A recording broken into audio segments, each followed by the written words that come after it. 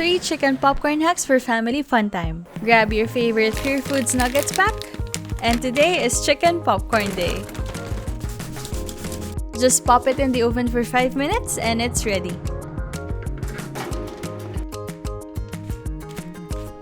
Now time for hack number 1. Cheesy chicken pops rice bowl. Served on top of rice and drizzled with cheese sauce. Hack number 2 is Taiwanese chicken popcorn. Tossed in 5-spice mix and it's perfect for pika pika.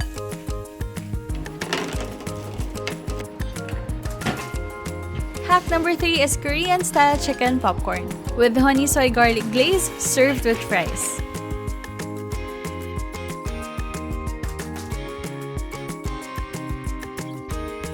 Enjoy during family fun time!